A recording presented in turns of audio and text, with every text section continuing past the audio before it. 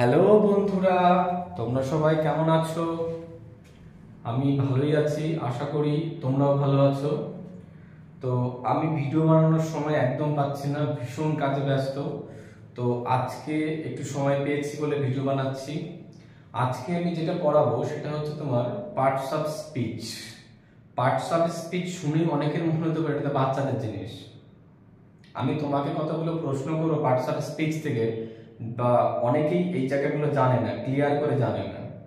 মানে মৌখিক ওপরে ওপরে ভাষা ভাষা জানে, ডিপলি গভীরভাবে যে আমাকে পার্টস অফ স্পিচ থেকে যে কোনো জায়গায় থেকে প্রশ্নগুলো উত্তর দিতে পারবো তো, না পারবো না। পার্টস অফ স্পিচটা আমি কেন শিখবো? ইংরাজি গ্রামারের কোনো একটা সেন্টেন্স তৈরি করা, বলা বা লেখাতে আমার পার্টস অফ স্পিচটা কতটুকু দরকারি।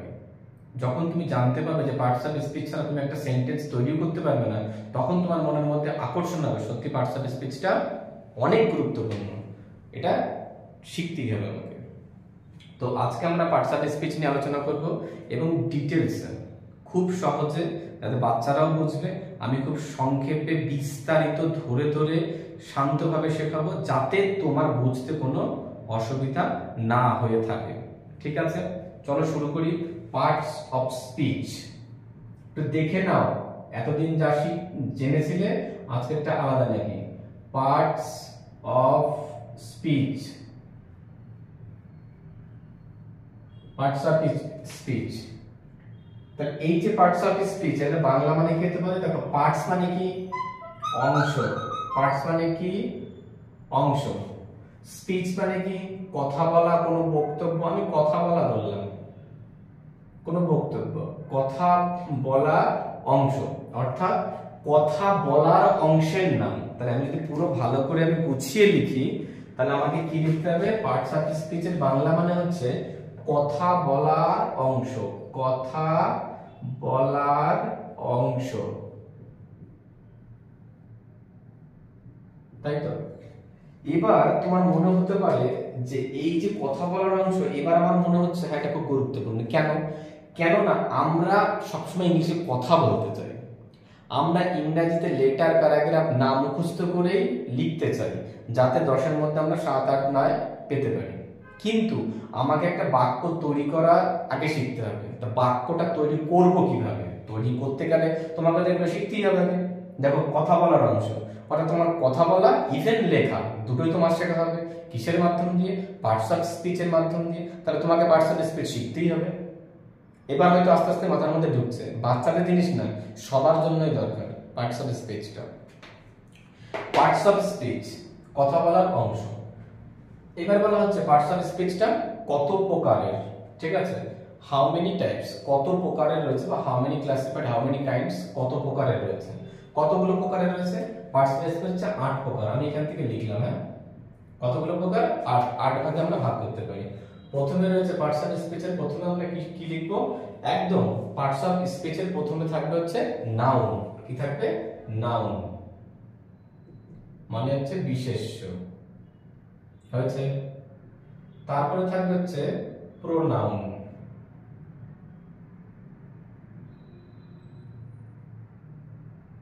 সর্বনাম, অ্যাডজেক্টিভ,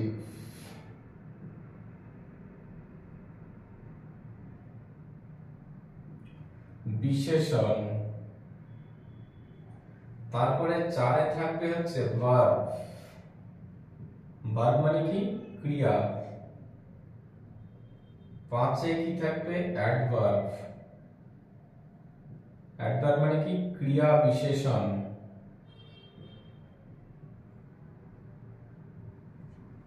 6-এ কি থাকবে? প্রিপজিশন, পদান্বয়ী অব্যয়।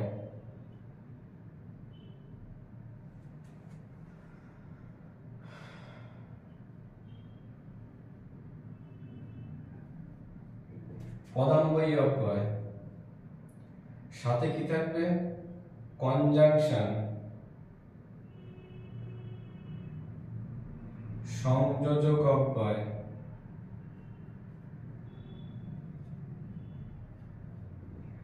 8-এ কি থাকবে? ইন্টারজেকশন,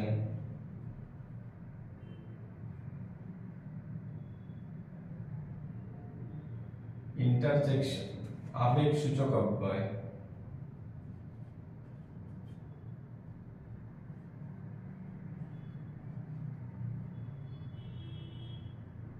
বোঝা গেল? আবেগ সূচক অব্যয়।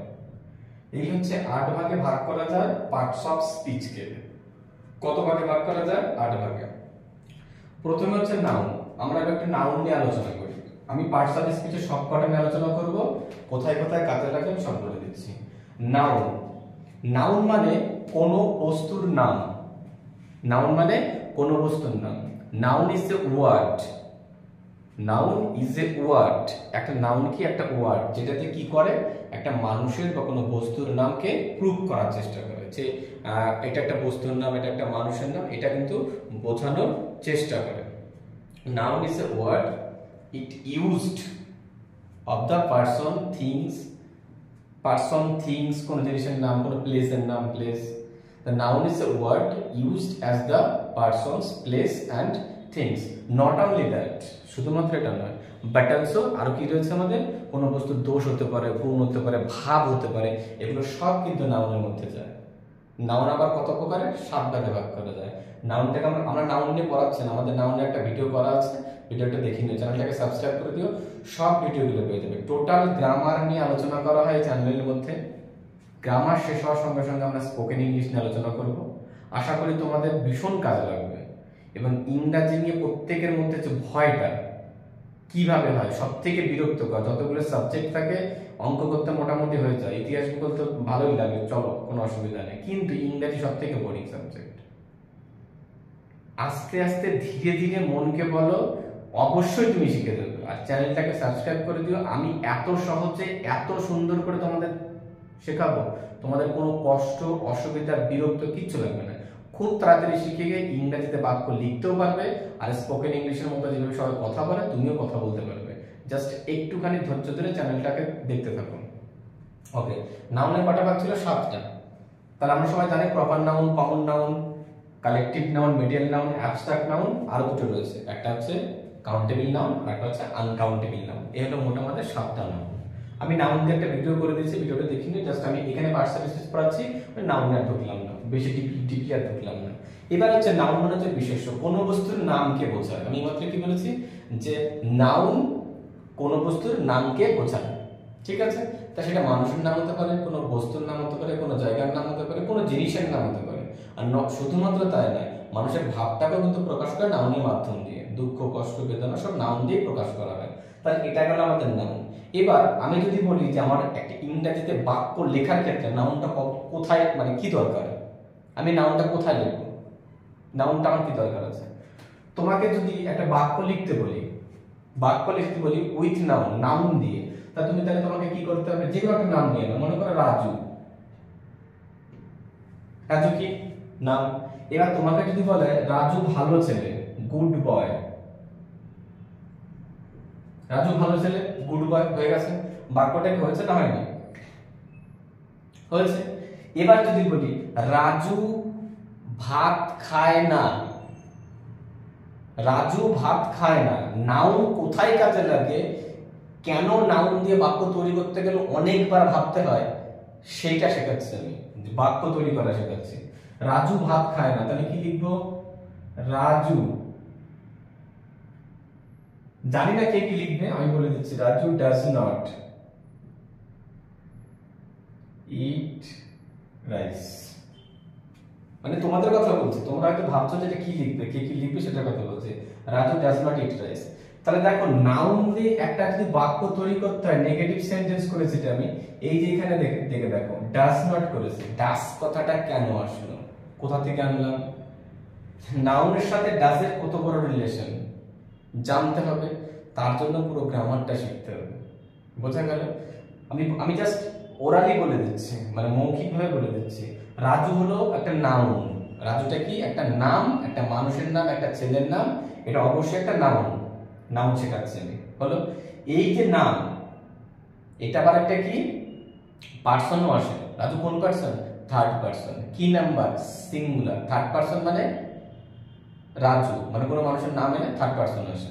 হলো আর বলা হচ্ছে সিং, রাজু কত লোক, কতগুলো লোক, একটা লোক, একজনের কথা বলা হচ্ছে তার সিঙ্গুলার নাম্বার।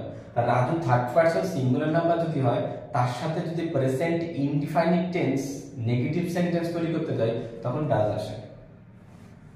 প্রেজেন্ট ইনডিফিনিট টেন্সে যদি আমরা উইদাউট অক্সিলারিতে ঢুকি, যার মধ্যে বি ভার্বগুলো থাকবে না, তখন যদি আমাদের কোনো নেগেটিভ সেন্টেন্স করতে হয় বা ইন্টারোগেটিভ করতে হয়, ইন্টারোগেটিভ উইথ নেগেটিভ করতে হয়, তখন আমাদের একটা ডাজ ডেকে আনতে হবে, কারণ নটটাকে বসানোর জন্য। কারণ নট তো এমনি বসবে না, নট একটা be verb, auxiliary verb, modal verb এগুলোর পরে সাধারণত বসে। তাহলে আমাকে একটা ডাজ নিয়ে আসলাম, ঠিক আছে। এবার এর সঙ্গে ডু বসলো না কেন? আমরা ডু দিয়ে, ডাজ দিয়ে, ডিড দিয়ে, হ্যাভ দিয়ে সম্পূর্ণ ভিডিও তুমি চ্যানেলের মধ্যে পেয়ে যাবে, সব ভিডিও। ডু কোথায় বসে, ডাজ কোথায় বসে, কেন বসে, কোথায় বসে।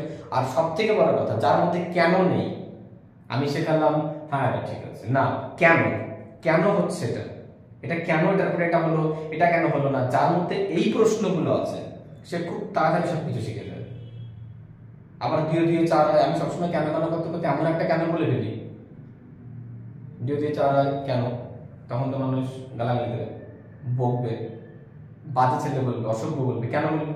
কারণ কি? কারণ এটাই যে দুই দিয়ে চার হয়, এটার কোনো ব্যাখ্যা নেই, তখন মানুষ তোমার মানে উল্টো পাল্টা ভাববে, বাজে ছেলে ভাববে যে দুই দিয়ে চার হয়, এর কোনো ব্যাখ্যা নেই, দুইয়ের সঙ্গে দুই ক্লাস করলে পরে চারই হয়, এটা সাইন্টিফিক ব্যাখ্যা, এর কোনো রিজন নেই, সবকিছুর কারণ হয় না। আবার কেন কেন করতে করতে অনেক সময় দেখা যায় মানুষ এমন একটা জায়গায় চলে গেল, সবসময় কেন ভুলে যাচ্ছে, না সবকিছু কেন হয় না, ঠিক আছে। আচ্ছা, Raju does not eat rice, Raju ভাত খায় না। তাহলে এখানে দেখো নাউন আছে বলে কিন্তু আমাকে এইভাবে লিখতে হলো বাক্যটা। তার নাউনের কত বড় ভূমিকা বোঝা গেল। তাহলে এটা আমাদের নাউন নিয়ে গেল মোটামুটি। তাহলে নাউন হচ্ছে কি? কোনো বস্তুর নাম, কোনো জায়গার নাম, কোনো ভাব বা দুঃখ কষ্ট সবকিছুর নাম। নাউন কত প্রকার? নাউনকে আমরা 7 ভাগে ভাগ করতে পারি, বলে দিয়েছি। Proper noun, common noun, collective noun, material noun, abstract noun, আর একটা কি কাউন্টেবল নাউন, আর একটা আনকাউন্টেবল নাউন। ঠিক আছে, 7 ভাগে ভাগ করলাম। এবার যাচ্ছি আমরা প্রোনাউনে। এবার আমরা কি শিখবো? প্রোনাউনটা শিখবো।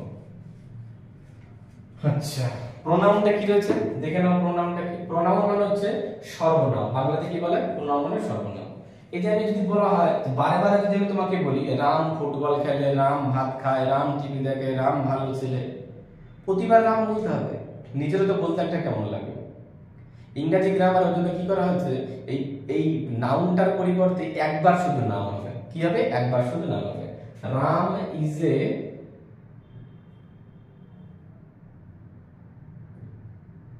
Good boy. Ram is a good boy হয়েছে। তখন আমাকে কি করতে হবে? বারবার আমরা লিখবো রাম ইজ প্লেইং ফুটবল। বারে বারে লিখবো, আবার রাম লিখবো। রাম টিভি দেখে, রাম পড়তে বসে, রাম ভাত খাই, বারে বারে লিখবো, বারে বারে রাম রাম রাম রাম আসবে না। তখন আমাকে কি করতে হবে, যে প্রথমবার শুধু আমি রাম লিখবো। এটা তো নাউন। রামটা কি? নাউন। কোনো মানুষের কোনো কিছু নাম হলে নাউন আসে। তাহলে এটা তো বারে বারে আমার রাম লেখার দরকার নেই। এটাকে আমি কি লিখবো? এই রামের পরিবর্তে আমি কি লিখবো? হি লিখবো। এই হিটা হচ্ছে আমার প্রোনাউন। এখন প্রশ্ন হচ্ছে এখানে যে আমি রামের পরিবর্তে হি লিখবো কেন? বারে বারে নাম বলতে হবে, বারে বারে শুনতেও কেমন লাগবে। একটা মানুষের নাম বারে বারে রাম রাম রাম রাম।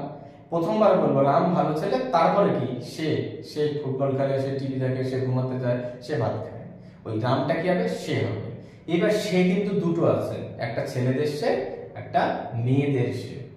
তার রাম তো ছেলে মানুষ, তা ছেলেদের যদি সে বোঝায়, ছেলেদের যদি সে বোঝায় তাহলে আসবে হি। আর যদি মেয়েদের কোনো সে বোঝায়, এখানে যদি কোনো মেয়ে মানুষের নাম লেখা, রিতা, টিনা, পিনা কোনো কিছু নাম থাকতো, তখন কিন্তু এখানে কিন্তু কি হতো? সি হতো। SHE, সি হতো। তাহলে এখানে আমরা কি লিখবো? রামের পরিবর্তে আমরা কি লিখবো? হি লিখবো। ঠিক আছে, তাহলে হি ইজ প্লেইং ফুটবল। এখানে আমি লিখে দিচ্ছি হি ইজ প্লেইং ফুটবল। বোঝা গেল?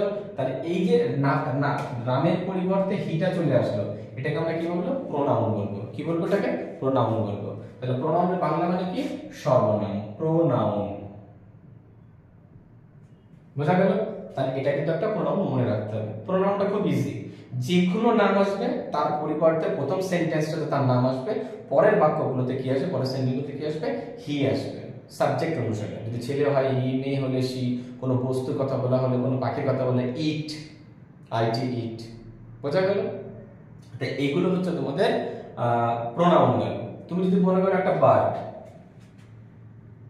BIRD, বার্ড ইজ ফ্লাইং,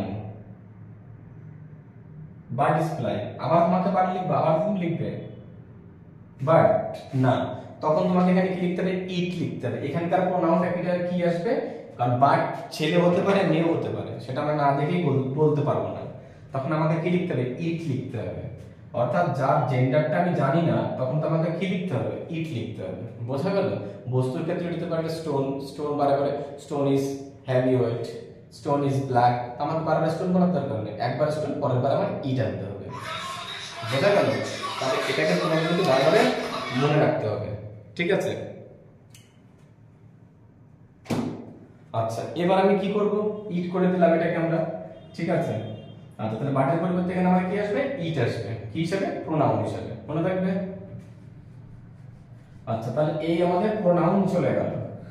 এরপর আমাদের কি আসবে, এরপরে আসবে আমাদের আরেকটা, এরপরে আসবে আমাদের প্রোনাউনের পরে আসবে অ্যাডজেক্টিভ। তাহলে বোঝা গেল আমি তাহলে কি বললাম, তাহলে আমাদের প্রোনাউনটা হয়ে গেল। এবার আমরা কি করব, অ্যাডজেক্টিভ।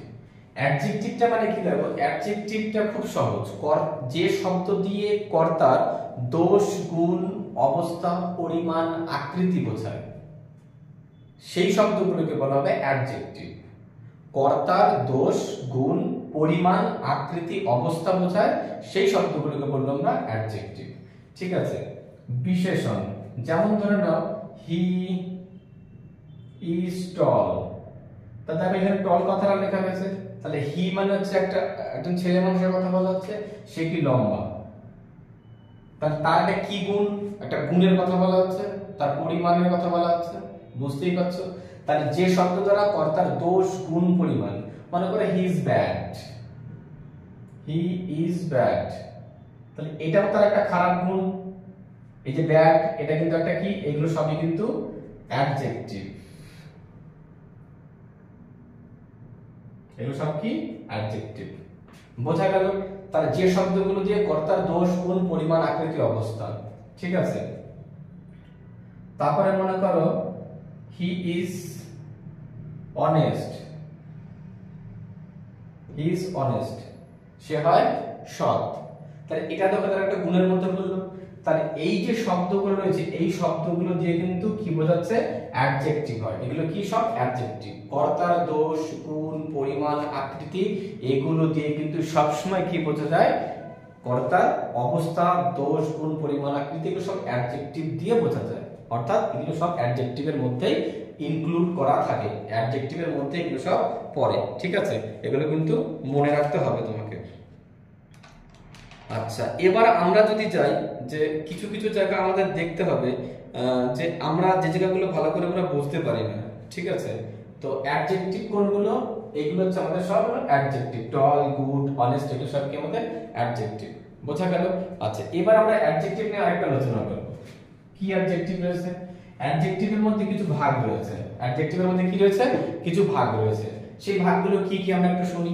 অ্যাডজেক্টিভের মধ্যে অনেকগুলো ভাগ আছে, কারণ আমরা শুধুমাত্র অ্যাডজেক্টিভ পড়াচ্ছি, আমি অ্যাডজেক্টিভ সম্পর্কে ডিটেইলস আলোচনা করব, কারণ এই ডিটেইলস আলোচনা না করলে আমার কারোর মধ্যে কোনো প্রশ্ন থেকে যাবে। তা আমি মনে করি যে কারোর মধ্যে কোনো প্রশ্ন থাকবে না আমার এই ভিডিওগুলো দেখার পরে, ঠিক আছে? কারণ অ্যাডজেক্টিভটা কি, একটা হচ্ছে অ্যাডজেক্টিভ যদি নাউনের আগে বসে তাহলে সেটা অ্যাট্রিবিউটিভ অ্যাডজেক্টিভ হয়।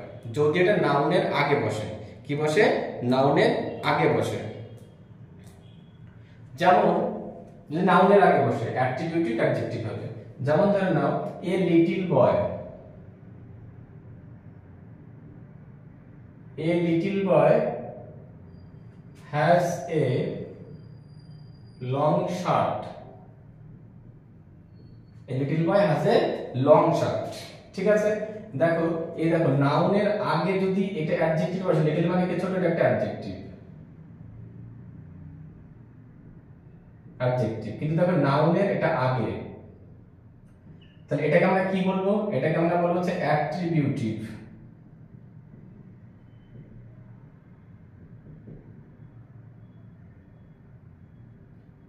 অ্যাডজেক্টিভ, এটাকে কি বলবো আমরা? Attributive adjective. তাহলে a little boy has a long shirt, একটা ছোট্ট ছেলের বালকের একটা লম্বা জামা আছে। তাহলে লিটল কথাটা কি? অ্যাডজেক্টিভ। লিটল কথাটা কি? অ্যাডজেক্টিভ। অবশ্যই লিটল কথাটা হচ্ছে অ্যাডজেক্টিভ। আর বয়টা কি? নাউন। তাহলে দেখো নাউনের আগে যখন কোনো অ্যাডজেক্টিভ বসে সেই সমস্ত অ্যাডজেক্টিভকে আমরা কি বলবো? অ্যাট্রিবিউটিভ অ্যাডজেক্টিভ বলবো। কি বলবো আমরা? অ্যাট্রিবিউটিভ অ্যাডজেক্টিভ বলবো। এটাকে অ্যাট্রিবিউটিভ অ্যাডজেক্টিভ আমরা বাংলাতে কি বলি? গুণবাচক বিশেষ্য। কি বলবো আমরা? গুণবাচক বিশেষ্য। এটাকে আমরা কি বলবো? গুণবাচক বিশেষ্য।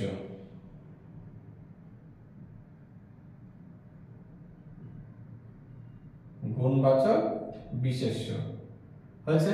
তাহলে এখান থেকে তোমাকে বুঝে নিতে হবে যে আমাদের যে নাউন অ্যাডজেক্টিভ গুলো রয়েছে সেই সমস্ত অ্যাডজেক্টিভের ভূমিকা, কাজ করার ভূমিকা বা বাক্যে ব্যবহার করার ভূমিকা কিন্তু এক রকমের নয়। তোমাকে কিন্তু এটা কিন্তু ভালো করে মনে রাখতে হবে। আচ্ছা, এবার যদি বলি he is small in size, he is small in size, is small in size, সে আকারে আকৃতিতে ছোট। ঠিক আছে, তো এখানে তোমাকে কিন্তু মনে রাখতে হবে এই যে স্মল কথাটা বসলো, স্মলটা কি? স্মলটা কিন্তু তোমার একটা অ্যাডজেক্টিভ। স্মলটা কি? অ্যাডজেক্টিভ। অ্যাডজেক্টিভ। হিটা কি এখানে? এখানে তোমার হচ্ছে প্রোনাউন। ঠিক আছে, এটা কি এখানে? প্রোনাউন। তাহলে এটা কি? সাবজেক্ট। এটা কি? প্রোনাউন। তা দেখো কখনো কখনো নাউনের আগে, কখনো কখনো প্রোনাউনের পরে। তাহলে এই যে স্মল কথাটা এখানে বলেছে, এটা কিন্তু একটা অ্যাডজেক্টিভ। তাহলে আগের বাক্যটা দেখো বয়ের আগে কি লেখা ছিল? বয়ের আগে লেখা ছিল লিটিল। বয়ের আগে কি লেখা ছিল? লিটিল লেখা ছিল। ওটা কিন্তু একটা অ্যাডজেক্টিভ। সেটাকে কি বলবো আমরা? Attributive adjective. বাংলা মানে হচ্ছে গুণবাচক বিশেষ্য। পরের বাক্যটাতে কি হলো? পরের বাক্যটাতে he is small in size, স্মলটা কিন্তু সাবজেক্টের পরে বসলো। এটাকে তুমি নাউন ধরো বা প্রোনাউন ধরো, এটা কিন্তু পরে বসেছে। এটা কিন্তু একটা অ্যাডজেক্টিভ। তাহলে এই যে অ্যাডজেক্টিভটা এখানে যেটা বসলো, এই অ্যাডজেক্টিভটা আর আগের অ্যাডজেক্টিভ কি একই রকম হবে? না, আগেরটা একই রকম হবে না। এটা প্রেডিকেটিভ অ্যাডজেক্টিভ। এই যে স্মল যেটা পরে বসলো এটা হচ্ছে কি? Predicative adjective. এটা কি? প্রেডিকেটিভ। কি অ্যাডজেক্টিভ? প্রেডিকেটিভ অ্যাডজেক্টিভ বলা হয়। অর্থাৎ যেটা আমাদের পরে বসবে, যদি কোনো সময় সাবজেক্টের পরে বসে, ঠিক আছে, তাহলে এটাকে কি বলবো আমরা? প্রেডিকেটিভ অ্যাডজেক্টিভ বলবো। লিখে দিয়ে এখানটা প্রেডিকেটিভ অ্যাডজেক্টিভ। প্রেডিকেটিভ অ্যাডজেক্টিভ বোঝা গেল? আচ্ছা, এটা প্রেডিকেটিভ অ্যাডজেক্টিভ। এই প্রেডিকেটিভ অ্যাডজেক্টিভের বাংলা মানে কি? এটা হচ্ছে বিধেয় স্বরূপ। এটাকে প্রেডিকেটিভ মানে কি আমরা বলি? বিধেয় স্বরূপ। বিধেয় স্বরূপ অ্যাডজেক্টিভ বিশেষ্য। বিধেয় স্বরূপ, বিধেয় স্বরূপ বিশেষ্য, বিশেষণ, বিশেষণ। তাহলে যে বাক্যগুলোর মধ্যে অ্যাডজেক্টিভ আগে বসবে, যদি সেটা নাউন হতে পারে বা প্রোনাউন হতে পারে। যদি নাউন বা প্রোনাউনের আগে বসে তাহলে এটা অ্যাডজেক্টিভ। সেই অ্যাডজেক্টিভের নাম হচ্ছে অ্যাট্রিবিউটিভ অ্যাডজেক্টিভ, গুণবাচক বিশেষ্য। কখনো কখনো দেখা যায় পরে বসে, সেখানে আমরা কি দেখবো? Predicative adjective. তার বাংলা মানে কি? বিধেয় স্বরূপ বিশেষণ। এটাকে বিধেয় স্বরূপ বিশেষণ আমরা বলবো। এটা করে তোমরা আশা করি সকলে বুঝতে পেরে গেছো, কারোর কোনো অসুবিধা নেই। ঠিক আছে, তাহলে আমাদের অ্যাডজেক্টিভ সম্পর্কে শেষ হয়ে গেল। এবার আমরা কি শেখাবো? অ্যাডজেক্টিভের পরে ভার্ব আছে, ভার্বগুলো আমরা শিখবো। ভার্বটা কিন্তু একটা ভীষণ গুরুত্বপূর্ণ। যে কোনো সেন্টেন্স তৈরি করার জন্য ভার্ব কিন্তু আমাদের ভীষণ একটা গুরুত্বপূর্ণতা বহন করে। ঠিক আছে, ভার্ব, ভার্বকে আমরা কত ভাগে ভাগ করে থাকি? ভার্ব কি? A verb is a word that denotes being, having or doing or an action or a state in any form. তাহলে a verb is a word. A verb is a word. Verb হচ্ছে একটা কি? word. It denotes, এটাকে কি prove করে? being verb হতে পারে, having verb হতে পারে, being হতে পারে, having হতে পারে, doing হতে পারে, action হতে পারে, এই সমস্তকে প্রুভ করে। ঠিক আছে, এটাকে প্রুভ করে। প্রুভ করে তার নাম হচ্ছে ভার্ব। ভার্ব মানে হচ্ছে ক্রিয়া। ঠিক আছে, তাহলে বোঝা গেল। তাহলে ভার্ব আমাদের কতগুলো রয়েছে, সেই ভার্বগুলো সম্পর্কে আমরা এখন একটু দেখে নিই। ঠিক আছে, আচ্ছা, প্রথমে আছে আমাদের বিং ভার্ব। দেখো তুমি যে কোনো একটা বাক্য গঠন করতে গেলে তোমার একটা ভার্ব লাগবে। Be verb, auxiliary verb, main verb, modal verb লাগবে, সবগুলো ভার্ব। ঠিক আছে, যদি আমি বলি বি ভার্ব, বি ভার্ব কোনগুলো? বি ভার্ব ধরে নাও হচ্ছে অ্যামিজার, অ্যামিজার। বি ভার্ব বা বিং ভার্ব যেগুলো তো হওয়া কথাটা বোঝায়, ওয়াজ ওয়ার আরো রয়েছে, ঠিক আছে, যে কথা যেটা থেকে আমরা কি বুঝবো, হওয়া কথাটাকে আমরা বুঝতে পারবো, বিং ভার্ব এগুলো বোঝা গেল। যেমন মনে করো the man is honest, the man is a honest, the man is honest. এখানে ইজ কথাটা কি ভার্ব? এটা বি ভার্ব হয়েছে। তাহলে সবাই বুঝতে পেরেছো? তাহলে এটা বি ভার্ব গেল। এবার যদি আমি বলতে থাকি যে হ্যাভিং ভার্ব, কিছু হ্যাভিং ভার্ব রয়েছে, আছে বোঝায় হ্যাভিং ভার্ব। হ্যাভিং ভার্ব কোনগুলো? ধরে নাও I have a book, I have a book. তাহলে আমাদের একটা আছে বোঝাচ্ছে, কি বোঝাচ্ছে? এটা আছে বোঝাচ্ছে। তাহলে এটা একটা ভার্ব, তাহলে বি ভার্ব হচ্ছে having verb, H A V I N G, having verb. তাহলে আমাদের এখানে কটা ভার্ব হচ্ছে মোট? এটা হচ্ছে বি ভার্ব, তাহলে একটা, এখানে হচ্ছে দুটো, তাহলে having verb I have a book, having verb হচ্ছে আমাদের এখানে। তাহলে এখানে এই হ্যাভটার বাংলা মানে কি? আমার একটি বই আছে, আমার একটি বই আছে। আই হ্যাভ এ বুক, আমার একটি বই আছে। এখানে হ্যাভ কথাটা মানে হচ্ছে আছে বোঝাচ্ছে। অর্থাৎ যে ভার্বগুলোতে আছে বোঝায়, যে ভার্বগুলোতে আছে বোঝায় সেগুলো কিন্তু হ্যাভিং ভার্ব। আর ভার্ব মানে সাধারণত কি, যে শব্দগুলোতে করা, হওয়া, থাকা, খাওয়া বোঝায়, সেটা সম্পূর্ণটা হচ্ছে ভার্ব। এটা কখনো এখানে যেমন আছে বোঝাচ্ছে, এখানে যেমন হওয়া বোঝাচ্ছে, অর্থাৎ ভার্ব মানে করা, হওয়া, থাকা, খাওয়া, এই সব কিছুকে বোঝায়, তার নাম হচ্ছে ভার্ব। তার মধ্যে ভার্বগুলো আমরা শেখাচ্ছি। এটা হ্যাভিং ভার্ব গেল, ওটা বি ভার্ব গেল। এবার আমরা কি শিখবো? ডুইং ভার্ব শিখবো। ডুইং ভার্ব কোনগুলো?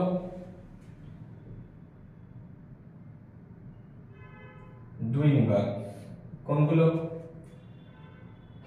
দি বয় কিক্স ফুটবল, দি বয় কিক্স ফুটবল। ছেলেটি কি করে?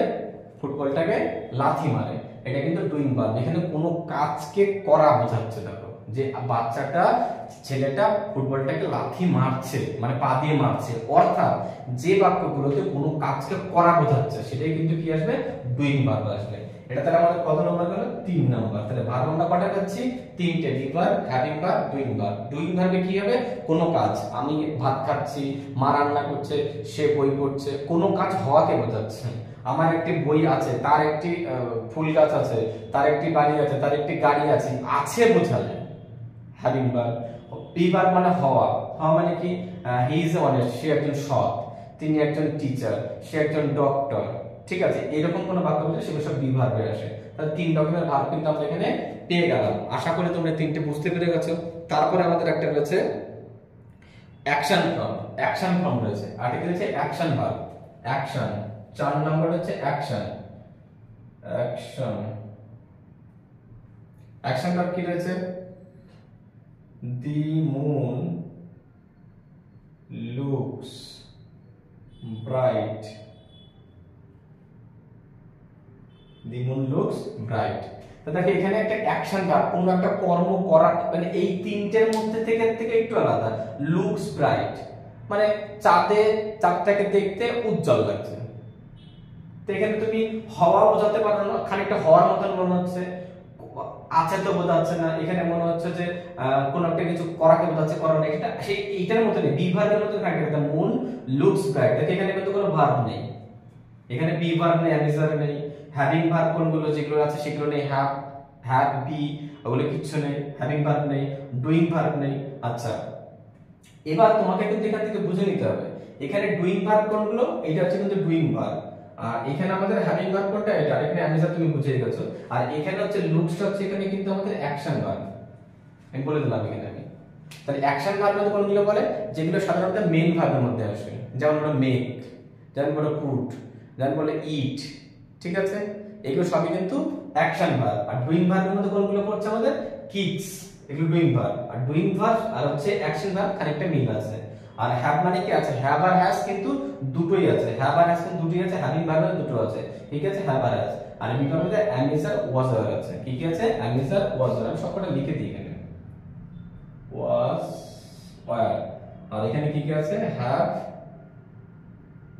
আর হচ্ছে হ্যাজ। আর এখানে আমাদের ডুইং ভার্বের মধ্যে কি কি পড়ে, ডুইং ভার্বগুলো সব মেইন ভার্বের মধ্যে তুমি ধরে নিতে পারো। ডুইং ভার্ব যেগুলোতে করা বোঝায়, ইট, প্লে, সিং, সব এগুলো কিন্তু আমাদের ডুইং ভার্বের মধ্যে পড়ে যায়। আমি এখানে কটা লিখে দিলাম আমি, ইট, প্লে ইত্যাদি। আর অ্যাকশন ভার্বের মধ্যে কি রয়েছে এখানে আমাদের, লুকস।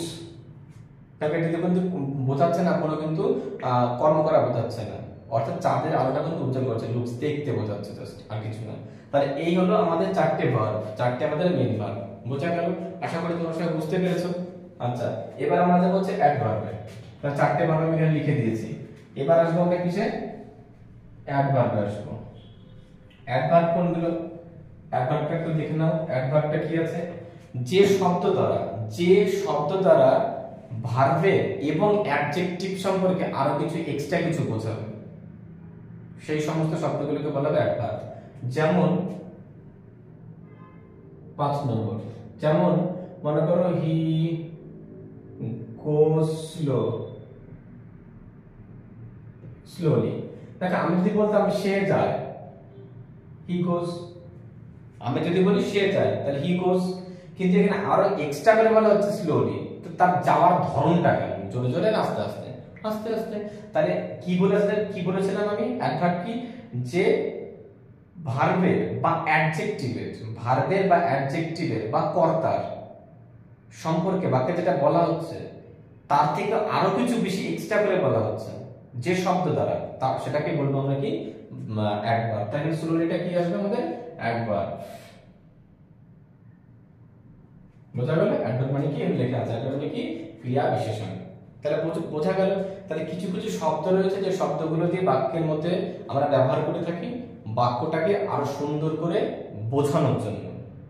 কর্তার ভঙ্গি, ভার্বের ভঙ্গি, অ্যাডজেক্টিভের মোশনটা, ভঙ্গিটা কেমন হতে পারে সেগুলো প্রুভ করার জন্য, তার অবস্থানটা কেমন, তার সমস্ত কিছু ব্যাকগ্রাউন্ডটা কেমন সেটা বোঝার জন্য এক্সট্রা কিছু ওয়ার্ড আমরা ব্যবহার করে থাকি। সেই এক্সট্রা কিছু ওয়ার্ডগুলোর নাম হচ্ছে অ্যাডভার্ব। যেমন এখানে স্লোলি। বোঝা গেল? তাহলে অ্যাডভার্ব সম্পর্কে বুঝতে গেলে পরে এটা তোমাকে কিন্তু মনে রাখতে হবে।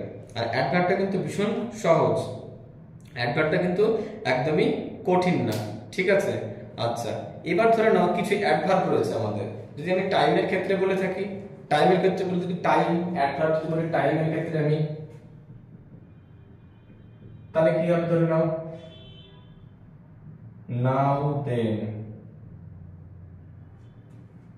টাইমের ক্ষেত্রে যদি বলে থাকি আমি যে নাও দেন, অর্থাৎ কোন টাইমের ক্ষেত্রে আমরা অ্যাডভার্ব হিসেবে কি ব্যবহার করতে পারি, নাও এন্ড দেন, যে এখন আর দেন মানে তখন। তাহলে এখন তুমি আসতে পারো বা তখন তুমি আসতে পারো, এগুলো কিন্তু সব অ্যাডভার্বের মধ্যে পড়ে।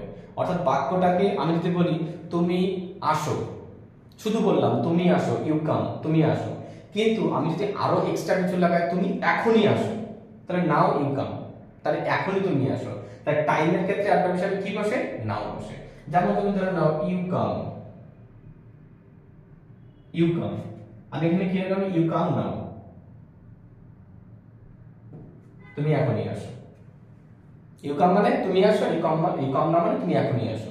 তাহলে বাক্যটাকে আরো সুন্দর, পরিষ্কার, আরো ঝকঝকে, আরো মিনিংফুল, আরো দেখতে সুন্দর করে কে, অ্যাডভার্ব।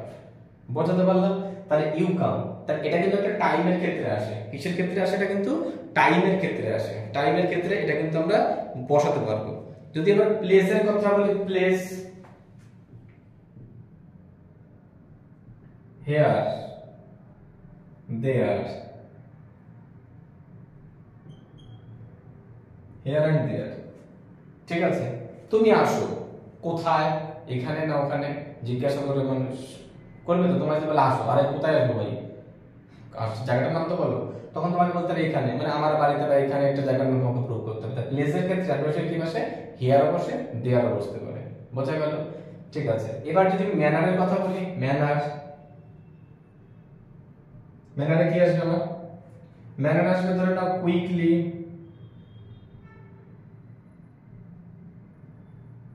কুইকলি আসবে, শিওরলি,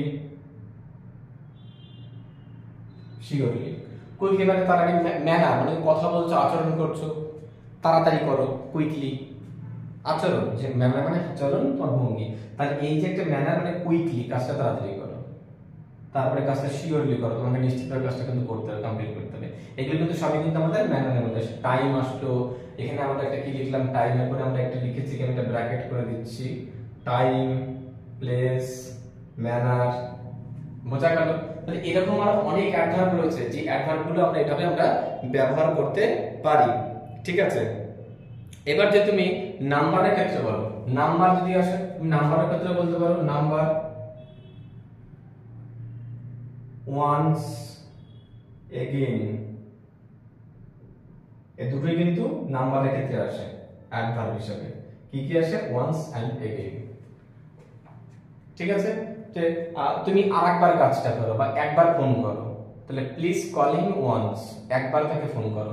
ওয়ান্স, ওয়ান্স মানে একবার। Please tell me this again বা repeat again, please tell me this again, আরেকবার বল, আরেকবার বল, আমি বুঝতে পারিনি আমি। তাহলে अगेन। তাহলে বাক্যটাকে সুন্দর করার জন্য একবার হিসাবে কখনো কখনো ওয়ান্স বসে কি ক্ষেত্রে? নাম্বারের ক্ষেত্রে। কতবার? একবার, अगेन আরেকবার। ঠিক আছে, এগুলো তোমাকে কিন্তু মন দিয়ে একটুখানি ধরে ধরে শিখে নিতে হবে, অসুবিধার কিছু নেই, সবই তোমরা শিখে যাবে একসময়। ঠিক আছে, এবার যদি তুমি আরো বলতে পারো, পারসন বলতে পারো। যদি পারসন বলো, পারপাস, পারপাস যদি বলো তুমি অ্যাজ বলতে পারো, সো বলতে পারো, বিকজ বলতে পারো,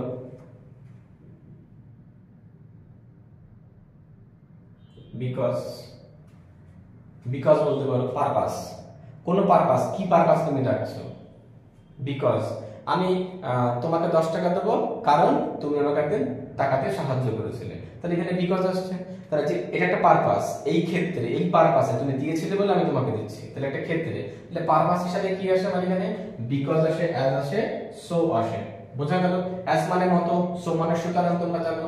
অ্যাজ যেহেতু তুমি এটা করেছিলে তাই আমি এটা করলাম। ঠিক আছে, অ্যাজ, সো, বিকজ।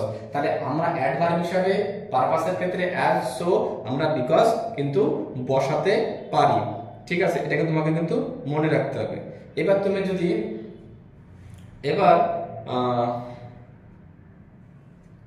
আচ্ছা, এটা পারপাস না, এটা হচ্ছে তোমার রিজন করে নাও। একটু আমার একটু মিস্টেক হয়ে গেল, রিজনটা করে নাও একটু। ঠিক আছে, রিজন, কারণ এটা হচ্ছে কারণ হিসেবে বসে। রিজনটা কি হিসেবে বসে? কারণ হিসেবে বসে, রিজন। ঠিক আছে, আমি একটু লিখে মুছে দিয়ে তারপরে কিন্তু লিখছি আমি। ঠিক আছে, ডাস্টারটা কোথায় রাখলাম আমি? আচ্ছা, পেয়েছি ডাস্টার।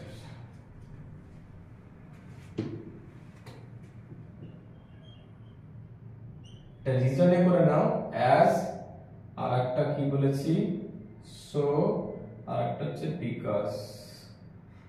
বিকজ এটা রিজনে করে নাও, হ্যাঁ, এটা পারপাসে করে নিও না, কারণ পারপাস অন্য ক্ষেত্রে হবে।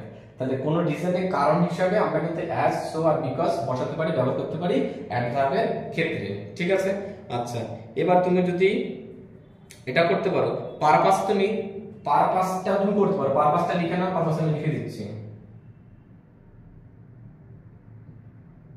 দ্যাট, আর একটা সো করে নাও।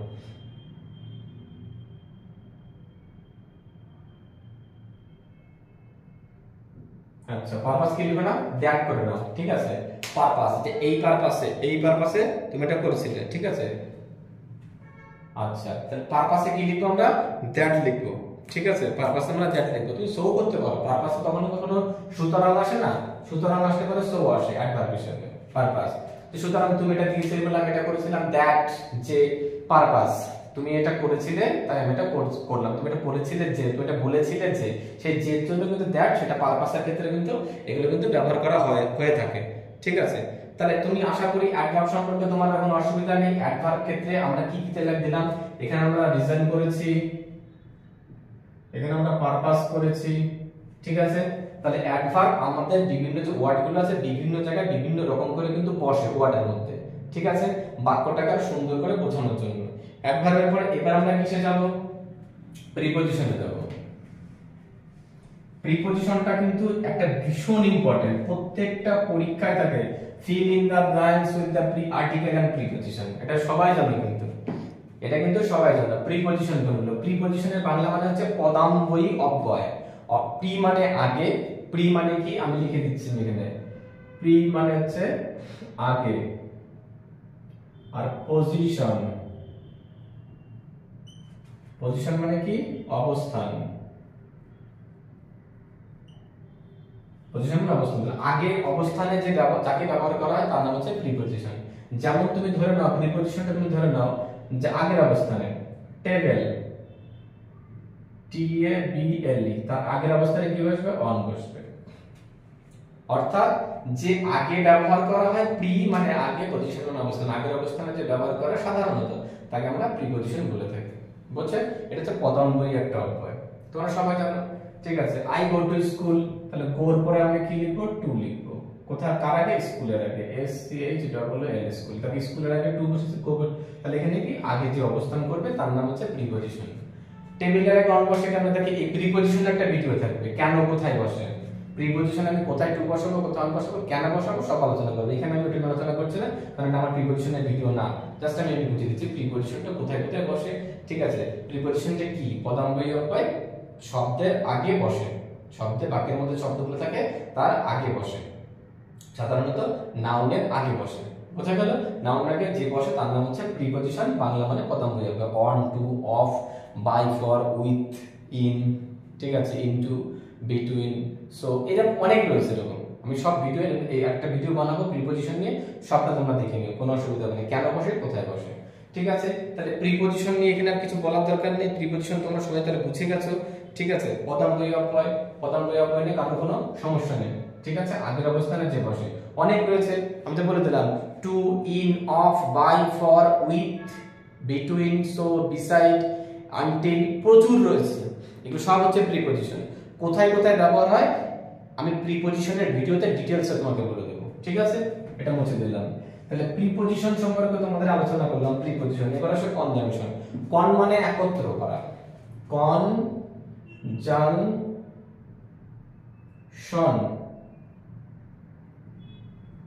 কনজাংশন মানে কি লেখা রয়েছে, সংযোজক অব্যয়, তাই তো? তাহলে কন মানে কি, কন মানে হচ্ছে একত্র, একত্র, ঠিক আছে। আর জাংশন মানে কি, জাংশন মানে হচ্ছে যোগ করা,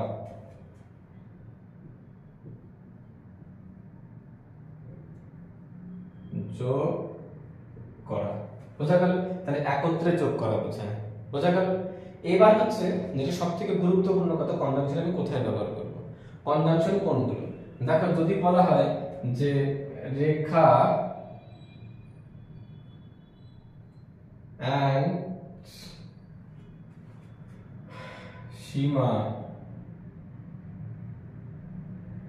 আর গুড গার্ল, তো এখানে and বসলো এই দুটোকে, এই পার্টটাকে আর এই পার্টটাকে যুক্ত করার জন্য, এটা হচ্ছে কনজাংশন। অর্থাৎ যে শব্দটা বাক্যে শব্দগুলোকে যোগ করে সুন্দর একটা মানে প্রদান করে তার নাম হচ্ছে কনজাংশন। বাট, and, তারপরে সো রয়েছে, এইগুলো সবই কিন্তু conjunction. But, beauty, but, but মানে কিন্তু একটা বাড়তি বলে দিচ্ছে। ধরে নাও বিজয় is a good but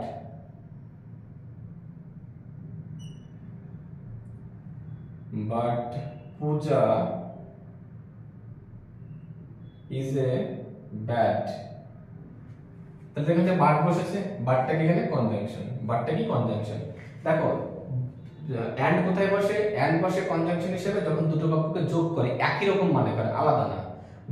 Rekha and Seema আর গুড গার্ল দুজনের সম্পর্কে ভালো কথা বলা, একই কথা, আলাদা কথা না, যে ও ভালো খারাপ না, দুজনেই ভালো, তার জন্য and। আর বাট কোথায় বসবে, আলাদা করে কথা হবে, যে বিজয় ইজ এ গুড, বিজয় ভালো, কিন্তু পূজা ইজ এ ব্যাড। তাহলে একজনের ভালো একজনের খারাপ আসলে যখন দুটো বাক্য অপোজিট হবে, উল্টো হবে, তখন কিন্তু বাট বসাতে হবে। ঠিক আছে, তাই দুটোই কিন্তু কনজাংশন। কনজাংশন হিসাবে বাট এন্ড সো দিয়ে তোমাদের বুঝিয়ে দিলাম। আচ্ছা, এবার আমরা যাব ইন্টারজেকশনে। ইন্টারজেকশনটা কি, আবেগসূচক কিছু অব্যয় রয়েছে। ইন্টারজেকশন মানে কি, কিছু আবেগসূচক অব্যয়। আবেগসূচক অব্যয়গুলো কি, হুররে, ব্রাভো, অ্যালাস, ওফ, হোয়াট, এগুলো সব হচ্ছে আমাদের আবেগসূচক অব্যয় বসে। ঠিক আছে, যেমন মনে করো hurrah, HURRH, hurrah, today is holiday. Hurrah today is a holiday, আজকে আমাদের ছুটির দিন, আজকে আমাদের দিন। তাহলে হুররে থেকে কি বোঝাচ্ছে? আনন্দ বোঝাচ্ছে। এটা কিন্তু কি, এটা হচ্ছে তোমার ইন্টারজেকশন।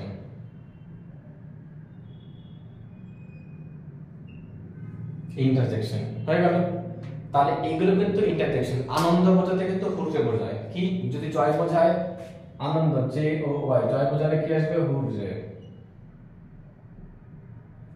যদি গ্রিপ বোঝায়, গ্রিপ মানে হচ্ছে দুঃখ, আমি এখানে লিখে দিলাম এখানে আনন্দ,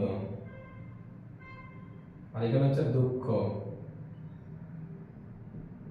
আলাস, আলাস। ঠিক আছে, তাহলে আনন্দ দুঃখ বোঝাতে এই দুটি শব্দ কিন্তু আমরা ব্যবহার করে থাকি। তা তোমাকে কিন্তু এই জায়গাটা কিন্তু আস্তেই করে সুন্দর করে কিন্তু বুঝে বুঝে নিতে হবে, তোমাকে কিন্তু ভুলে গেলে কিন্তু হবে না। জয় গেল, তুমি হুররের জায়গা হাওয়া বসাতে পারো, এখানে আরেকটা হাওয়া বসাতে পারো, যার ক্ষেত্রে হাওয়া বসাতে পারো। হাওয়া মানে তুমি জয়ের ক্ষেত্রে হুররে হাওয়া দুটো কিন্তু আনন্দের ক্ষেত্রে কিন্তু আমরা ব্যবহার করে থাকি, এই দুটো অসুবিধার কিছু নেই। আলাস। আর এই সেন্টেন্সটা তৈরি করার লাস্টে তোমার যে বিশ্ববোধক শব্দটা দেবে তার সেটা কিন্তু একটা করে তোমার কি দিতে হবে? বিশ্ববোধক চিহ্ন দিতে হবে। এই যে একটা আলাস, বিশ্ববোধক চিহ্ন দিতে হবে। হাওয়া একটা বিশ্ববোধক চিহ্ন দিতে হবে। এটার পরে একটা বিশ্ববোধক চিহ্ন দিতে হবে। ঠিক আছে, তাহলে যে শব্দগুলো বিশ্ববোধক বাক্য শব্দ, সেগুলো কিন্তু পরে কিন্তু তোমাকে একটা বিশ্ববোধক সাইন তোমাকে দিতে হবে। এবার তুমি যদি এনকারেজমেন্ট করো, এনকারেজমেন্ট যদি করতে চাও, এনকারেজমেন্ট মানে উৎসাহ, এনকারেজমেন্ট।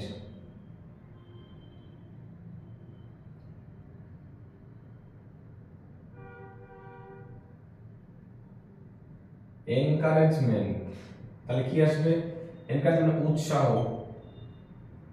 উৎসাহ। এটা কি আসবে? Bravo, Bravo. ঠিক আছে, এটা লাস্টে একটা বিশ্ববোধক চিহ্ন। ঠিক আছে, এনকারেজমেন্ট। তাহলে তোমাকে এটা মনে রাখতে হবে, BRAVO, ব্রাভো। ব্রাভো মানে হচ্ছে কি? এনকারেজমেন্ট,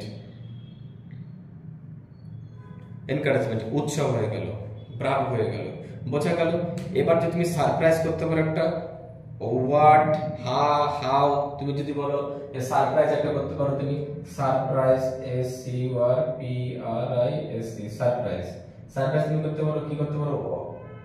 হাউ করতে পারো, হোয়াট করতে পারো। এগুলো কিন্তু সব আমি what a beautiful place, what a beautiful, অবাক হয়ে যাচ্ছেন। হাউ ইজ দিস, কি ব্যাপারটা সম্ভব? এই যে সবই কিন্তু এগুলো সারপ্রাইজ, অবাক করার কথা। আর এই বাক্যটা কিন্তু পুরোটা কিন্তু অবাক করার কথা। ঠিক আছে, এগুলো কিন্তু তোমাকে কিন্তু মনে রাখতে হবে। আহ বলতে পারো, আহ, একটা আহ রয়েছে, AH,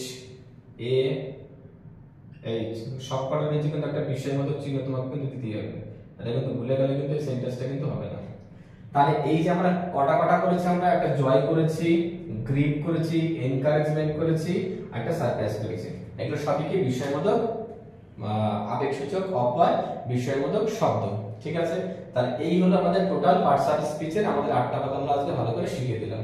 এরপরে তোমাদের এই যেগুলো যেগুলো তোমার সমস্যা, নাউন নিয়ে একটা ভিডিও আছে, প্রোনাউন নিয়ে আছে, অ্যাডজেক্টিভ নিয়ে দরকার পড়ে না, ভার্ব নিয়ে একটা ভিডিও হবে, অ্যাডভার্ব নিয়ে দরকার, অতটা দরকার, প্রিপজিশনটা খুব দরকার। সব পরীক্ষা থেকে প্রিপজিশন একটা ভিডিও হবে, কনজাংশন অতটা লাগে না, ইন্টারজেকশন অতটা লাগে না। ঠিক আছে, যেগুলো মেন জায়গা সেগুলো থেকে আমি ভিডিও করে দেবো, যাতে তোমাদের বাক্য তৈরি করতে কারো কোনো অসুবিধা না হয়। ঠিক আছে, এরপরে আরো অনেক ভিডিও আসবে, পুরো গ্রামার উপরে আসবে। গ্রামার শেষ হলে আমরা স্পোকেন ইংলিশ শুরু করব, সেখানে তোমরা পরিষ্কার করে স্পোকেন ইংলিশ পুরো কথা বলা কি করে শিখতে হবে, 0 থেকে 100, 0 থেকে 100, বাচ্চা থেকে বুড়ো পর্যন্ত সবাই শিখতে পারে ভীষণ সহজ পদ্ধতিতে। চ্যানেলটিকে সাবস্ক্রাইব করে রেখে দিও, অবশ্যই তোমাদের কাজে লাগবে। লাইক, কমেন্ট, শেয়ার দাদা করে দিও। সবাই যেন এই আমার চ্যানেলটা খুব সহজে দেখে যেন ইংরেজি শিখতে পারে, গ্রামার শিখতে পারে, স্পোকেন ইংলিশও শিখতে পারে। ঠিক আছে, দেখা হচ্ছে আবার নেক্সট ভিডিওতে।